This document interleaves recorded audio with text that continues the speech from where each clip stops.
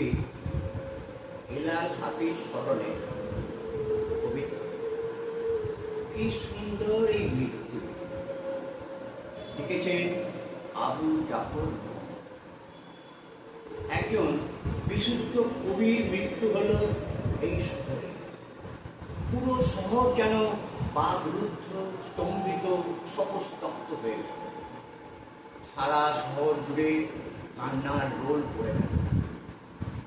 কবির নিথর মরদেহটি সকল স্তরের মানুষের শ্রদ্ধা জ্ঞাপনের জন্য রাখা হলে শহরের আকাশ বাতাস এক গভীর বিষাদে ভরে গেল।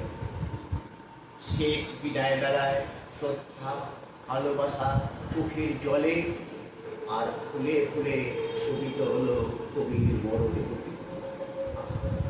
কি মহিমান্বিত এই মৃত্যু, কি সুন্দর এই মৃত্যু। এই মৃত্যু যেন ভোরের অরিণমার মতো প্রীতিমান। এই মৃত্যু যেন ফুলের মতো স্নিগ্ধ, শিশের সূক্ষ্ম শীতল বিন্দু।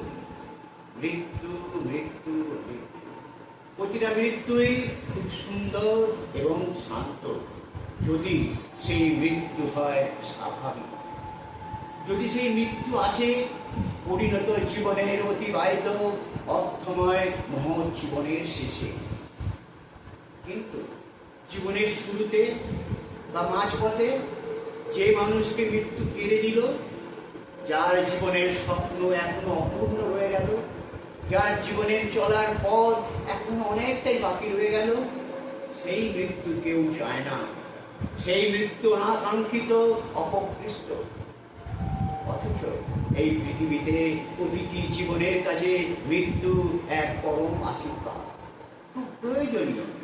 হ্যাঁ, মৃত্যু খুব প্রয়োজনীয়। সব কিছুরই একটা শেষ আছে।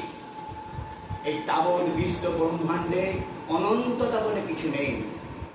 যে মহাতপ্ত সূর্য আজ উত্তপ্ত, সেই সূর্য একদিন হবে শীতল, হবে নিথর, হবে সুন্দর। প্রতিটা নদীর জন্ম হয়েছে সাগরে নীল হয়ে যাবার জন্য।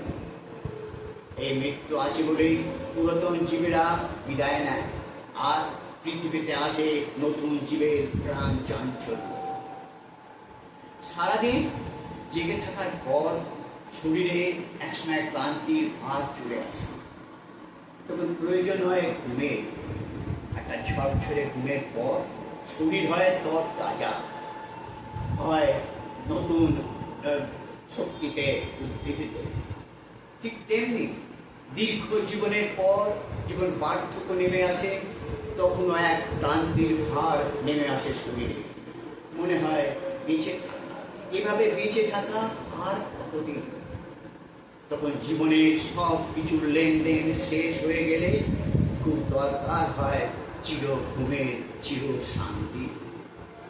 আর একমাত্র মৃত্যুই দেয় সেই চির শান্তির স্বর্গীয় স্পর্শ।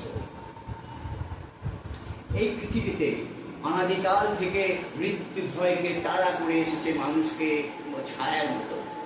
এই মৃত্যু ভয় এড়ানোর অনেক পথ আছে, কিন্তু তার মধ্যে সর্বোৎকৃষ্ট পথটা হলো অর্থময়ভাবে, মহৎভাবে, ক্ষুদ্রতর গণ্ডি ছাড়িয়ে বৃহৎভাবে বাঁচা।